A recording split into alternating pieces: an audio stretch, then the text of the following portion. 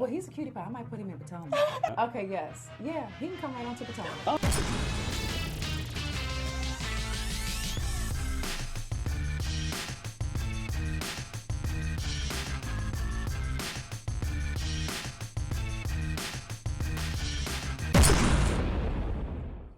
What's up, guys? It's your boy Richie once again. We're back with another video, and look who's still here. My cup. We actually in his place. We're not even in my place. It's Quentin Latham, aka Funky Dineva. You guys know who he is, what he's done, everything he's done for the blogging community. And so right now, we just want to have like a little bit of an intimate conversation with him. So how have you managed to sustain yourself in terms of vlogging and blogging and being in the entertainment industry for so long? Like, did you ever feel like, okay, I've had enough of this, or has it just gotten better and better every year for you? You know what? It's ebbs and flows, peaks and valleys. Whenever I get fed up, I always think back to my past life, which was corporate accounting, and one thing sticks with me. It's either this or you could be in the cubicle. And so when I say that to myself, it puts things in perspective. And I'm like, you know what? Even when I'm not liking this, it's better than being in a cubicle. And then that gives me the burst of energy I need to push through to the next peak. We often talk about, what we're doing YouTube-wise in terms of just the types of videos we're doing. Do you ever feel overwhelmed? When I get behind sometimes with my television reviews, my reality TV reviews, I feel overwhelmed then, or when my fans are telling me they want something and my schedule, my travel schedule may not permit me to do it, I feel overwhelmed then. But for the most part, no, I like what I do.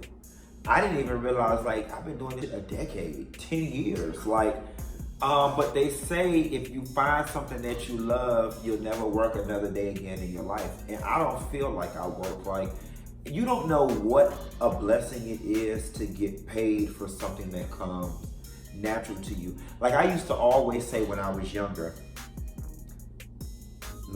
people go up for Beyonce and they go up for Luther Vandross. But it was y'all open y'all mouths and that's the natural voice that come out of y'all mouth. Is that really talent, or are you blessed, or is it? And I used to always say, I wonder what it would be like to be famous and be paid, because you simply open your mouth and the voice that the universe gave you just comes out and you get paid. And then I was like, well, nigga, you ain't gotta wonder. That's the same thing that I get paid for. It's literally, I get paid from my thoughts. I get paid.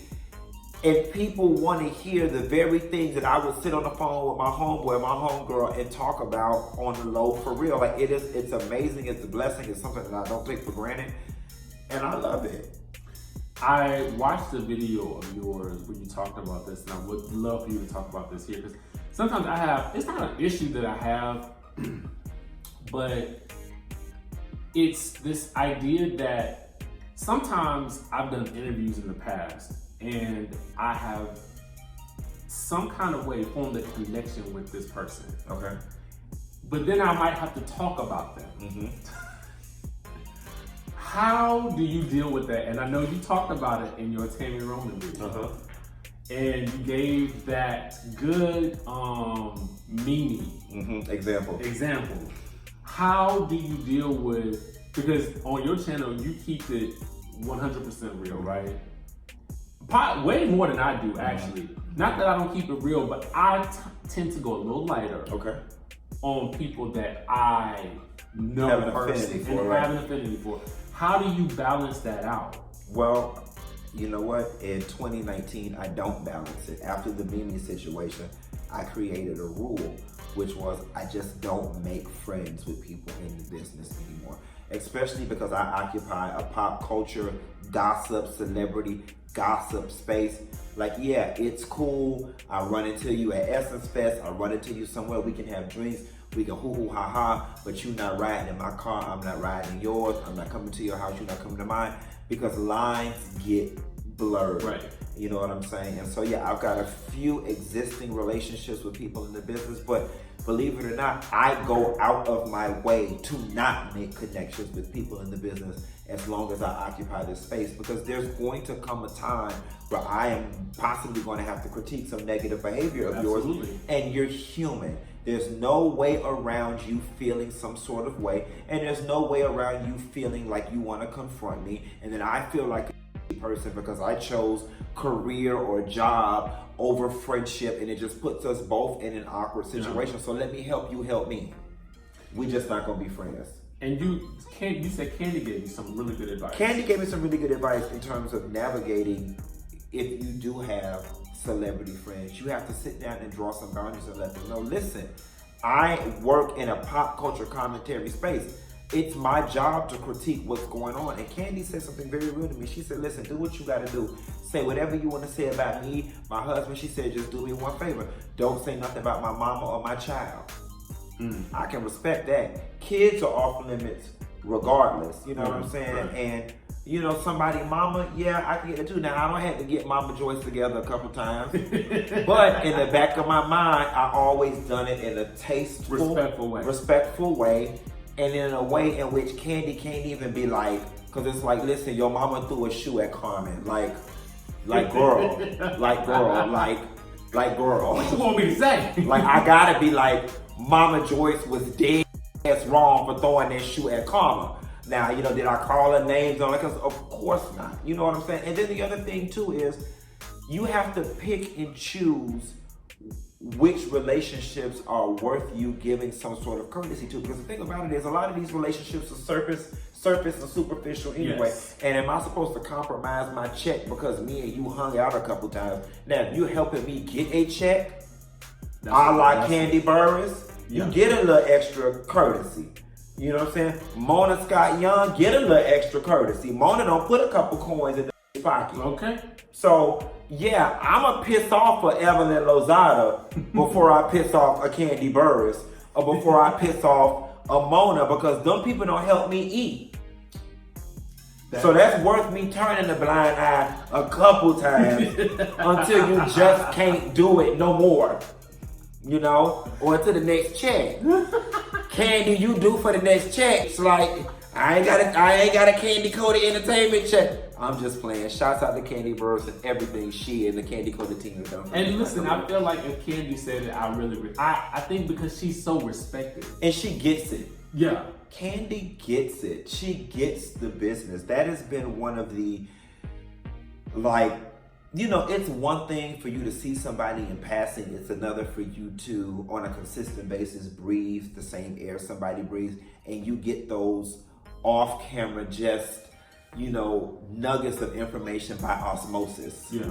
Just by observation. And I love the way Kandi moves. And she's just been a great person to study and follow in this business. Speaking of which, I feel like when you came into the game, I mean, did you have anybody to look to? Like, to say, oh, this is, I mean, not that you want to ever copy nobody else, because that's not what I'm saying. But did you have anybody that you looked to for advice during that time? Because, I mean, for me, I have you. No. I have you, and I have another mentor that I look that pours into me readily. You know what I'm saying? So here's what's funny. No, the answer is no. When I started doing this, and this is not, I don't know what other people occupied the internet YouTube space at the same time. There were only two people that came across my radar. One was B. Scott, and the other was the Scorpion Show. Okay. So yes. Now, I've never met B. Scott. I've never spoke to him. We may have had one or two Twitter exchanges. He was the only person I knew that was doing something closely related to what I was doing. And then there was this thing called the Scorpion Show. Now, since then to now, I've had an opportunity to develop a relationship with Kevin. You know, we run into each other at different little YouTube things. We have each other's phone numbers. And I've also, you know, met and spoke with Mikkel. I've been in his presence as well. Those were the only two people that I knew. And when I came into it, no, we had zero relationship. So it's not like I could call B. Scott or call Kevin or Mikkel. It was just kind of, I was just figuring this thing out on my own, you know. Over time, after I started developing relationships, then you know, people came into my life, the Kandi Burrusses of the world, the Jill Tracys of the world, you know, different little people. But no, when I first started, I was just throwing caution to the wind. And you know what? It wasn't even business for me. It was just, I had found an outlet to help me release some of this creative energy from my boring accountant life. So I was just doing what made me feel good, and the rest fell in place. So let me ask you a question. Okay. How did you come up with Funky Dineva? I don't know. Where did the name Dineva come from? I do not know. I was sitting down, the camera was rolling, I had the wig on, and this is what came out my mouth. Honest to goodness. Well, did you know that you was gonna use the wig? No. And it's so funny because for those who don't know the story, the very condensed version, that year, this was like when Housewives had just started coming out. It was really big. Me and my clique, we went out and we were all the housewives. Guess which housewife I was? Nene. Of course. I'm always the Nene of the bunch.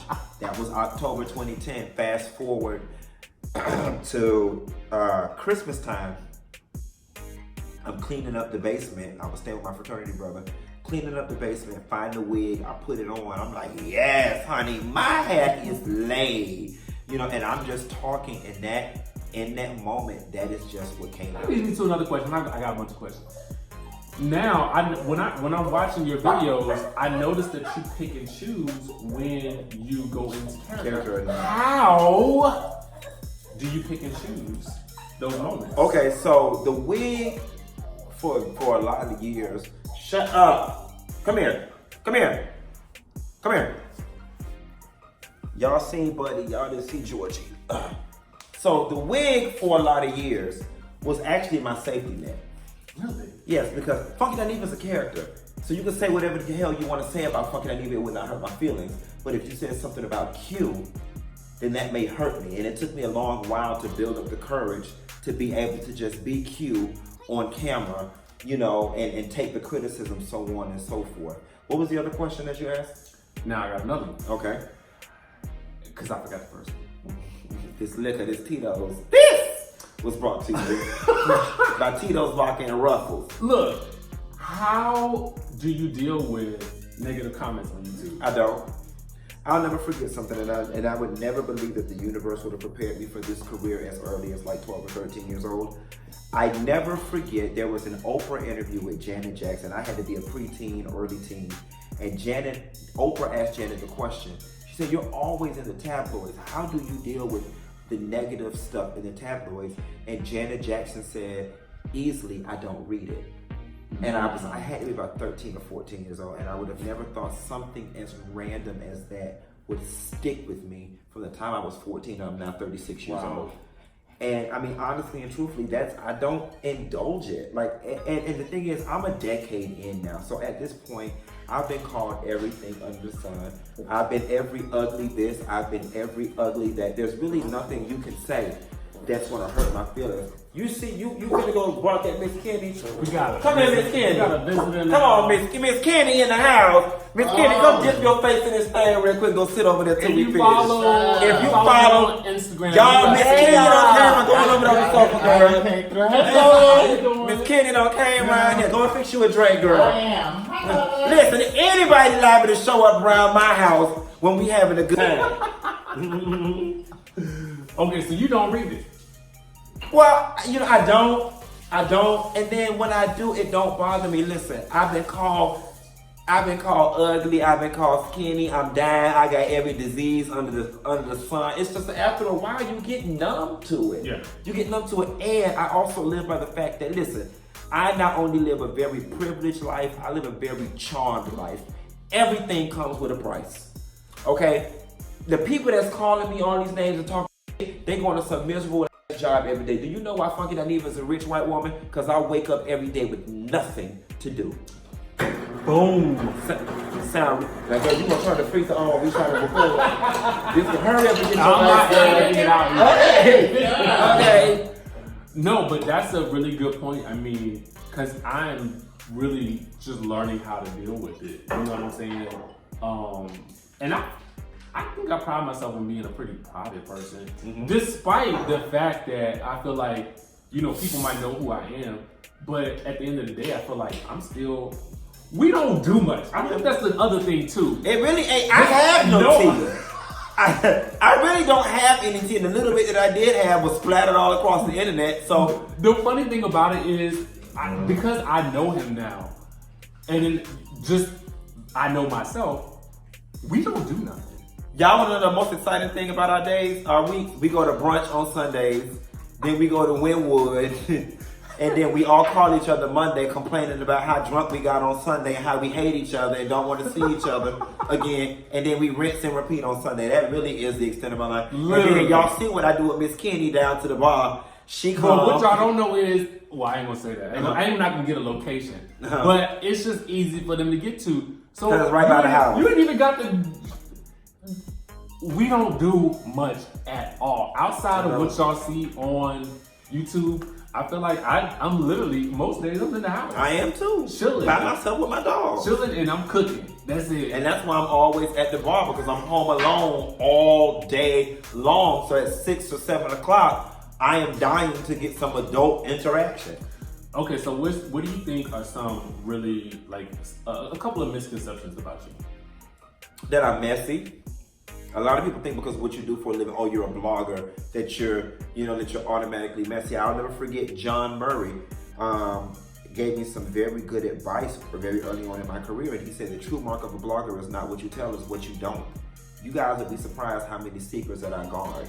And that is why I'm able to, unlike a lot of other bloggers or vloggers, why I'm not beat up or hated in social spaces, and when people hug me and they find solace in my presence, because they're like, yeah, bitch, you talked about my furniture, or you talked about my bad breakup, but you really could have talked about that abortion that I had, right, or, you know, that car that got repoed, or shit that you really know. You'll be surprised who all's naked pictures and what all kind of tea. I have had people at doctor's offices, front desk reception fish, email me pictures, medical records. I have people down at the light bill place.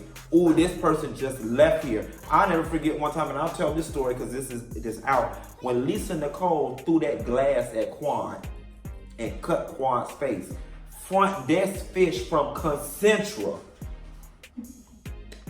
text, DM me, email me, and was like, Quad is in here right now. She is in here right now being treated for a cut. Like, that's the way this goes. Like, the tea just falls out the sky. And so, like I said, a lot of people respect me because they know the things that I know and I do not tell. And even in my Essence documentary, me and Kim Smetley, we talk, and she's like, I told you a lot of private things and you never revealed them. And I won't. I gotta sleep easy at night. Okay, I'm glad you said that, because I've had people email me stuff about other reality stars. And for me, I'm like, I've had to make a conscious decision that I don't want to be I don't have nothing against no other bloggers, right? But I'm not trying to break any news. This is just where I'm at, right? Only because I'll talk about what's already out there, but I'm really not trying to spill anybody's tea because I don't feel good about it. The question you gotta ask yourself is, do you want a fast nickel or a slow dime? You know what I'm saying? And it just depends on I'm not gonna sit up here and pretend like I ain't never have to get a fast nickel. You know what I'm saying? Right. But that doesn't last long. Mm-hmm. You cannot build and sustain a career out of being messy, right, and not being trusted. That is why I've been able to sustain a decade. You know what I'm saying? Because I'm able to go to parties and float in these scenes with people seamlessly, and they're comfortable. If you're the bitch that's known for always spilling somebody's tea, nobody wants to be around you. And as a matter of fact, I have seen people blacklisted. I have been invited to events and they say, listen, I know you are cool with this person, and that person, but we're requesting that you don't bring them with you. You know what I'm saying? It happens. Yeah.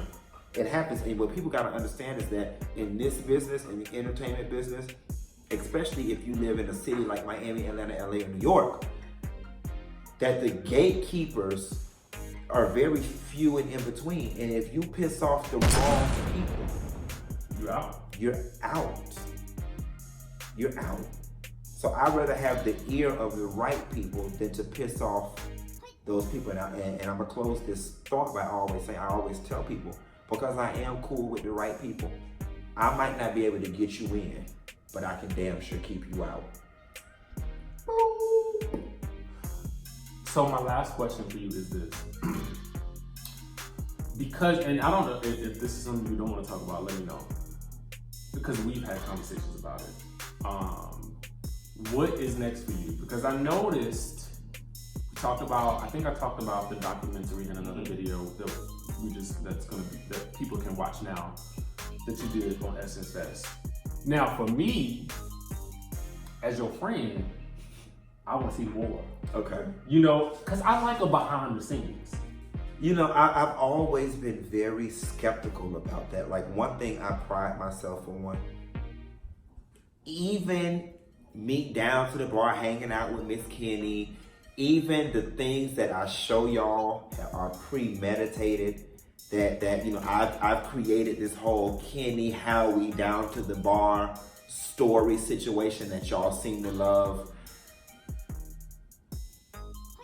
That's very safe for me. Mm-hmm. I, in these 10 years, has done a very good job of keeping my true personal business personal. I give the fans just enough that they don't go lurking and looking. Gotcha. And you've got to maintain some sort of sanity in this business. Like, don't get me wrong, I love the support. I love that you love me, but you're not privy to everything. You don't deserve it. You're not entitled to it. And I like to keep it that way. You know, coming on camera every day, you share so much with the world that you got to share a little bit for yourself. Right. And then too, when it comes to me getting a man, building a family, who want to date me if they think every single thing that I do is going to be fodder for YouTube? You know what I'm saying? So you got to try to keep some stuff private. I give y'all the fun stuff, but real talk, and I always try to tell people, don't act like you know me, because you only know what I give you. And that's the truth. And if you think what I give you is multi-layered and multifaceted and complex, oh baby, if you dwell within these walls and in between my legs and in my butt, okay? Nevertheless, so that Essence documentary was a lot. You know, that was a stretch for me because I don't allow people in that space. That space is where I'm truly safe. But I feel like also too, it was kind of like in my mind, you know, and not to, I don't know, you don't necessarily go up with her as much as I probably do, but Beyonce, I look at it like that. I look at it as that was a controlled way for you to let people behind the curtain. Most definitely. Most definitely. But for me, I feel like I liked it because, you know, I like seeing how people maneuver in these event spaces or when they're doing something big. What goes on behind the scenes with that? So in terms of your channel, like what types of content can we look forward to this fall? Like, so I'm definitely making a pivot. Like y'all, I've been doing the reality TV reviews for so long, and don't get me wrong, they're great. But what I've found is that as my life begins to get more complex and busier, booked and busy, thank the Lord, when I get behind on these shows, it just creates a level of angst. So I'm gonna reduce the amount of shows that I cover and just do like the ones that me and my fan base really like. I'm gonna get into some more topical stuff. You know, I've launched the Yes God Action News, and you guys seem to be responding to that favorably. But we do like just a little 7-minute, this is what's going on. I actually like those because I can commit to doing those versus sitting down for an hour, watching TV, getting in hair and makeup, recording a 20-minute video, editing. Like when I have to do a video for a show, that really is a 2.5-hour process. Absolutely. And when I have to do 2 or 3 shows in a day, that's the whole work day. You know what I'm saying? So I do plan to do a lot more stuff that is going to paint me in the light in which I'm trying to go. It's no secret, I want to be a talk show host. So I'm going to do a lot more stuff that paints me in that light. I do have some television projects that the ink has not dried yet on the contract. And some more gave me a very good piece of advice when I first came into the business. Shouts out to comedian some more. Don't tell people what you're doing until it's done. Absolutely. So I can't really speak on those, and that advice has actually carried me a very long way. I got product. I almost wanted to jump to the product. I do got product coming. I'll go ahead and tell y'all, we got a whole lipstick line coming. So y'all can look out for that, and then we might dibble and dabble in some hair. Can we get a gloss too for the guys? Oh, we got toppers. We got toppers. You can take what I'm selling to the women as a topper and wear it as a gloss. Okay. She's very clear. She's not sticky. Yeah, I like a gloss because I feel like I'm the boss. I'm the boss. I'm saucy and it's always wet. Never ever had to use lip gloss with it. That's beyond. So listen, one thing that before we go, I would love to see you in a political space, and I know you have some interest in politics. Political commentary space or running for city commission? Commentary. Oh, okay. Because I've heard you talk about that. I saw a couple of videos where you talk about that, and I feel like you can communicate with people on a level where they can understand it without having to dive so deep. So let me toot my own horn, and I've identified the fact that people have said this to me before. When it comes to the complex issues, one thing that separates me from the masses, and one thing that I'm proud, is that I am able to take very high level complex issues and relate them in a way in such people who are more common or unfamiliar can understand. Yes. That is a strength of mine. Yes. I recognize that, and I'm not modest about it. That is a skill set that I have. And so, especially with all that's going on in this country now, it's necessary that people like me can dissect some of these more complex issues and break it down. Kenny, open the door for the dogs. They want to go out. They can go out. You can leave it open. Yeah. All right. Well, listen, we got a lot out of him. We got a whole lot out of him. So if you haven't subscribed to his channel, please go on over and do so. I don't know if who hasn't, okay? Who hasn't? But this will give you guys a little bit more insight into who he is if you are already subscribed. Maybe you learned some things that you did not know.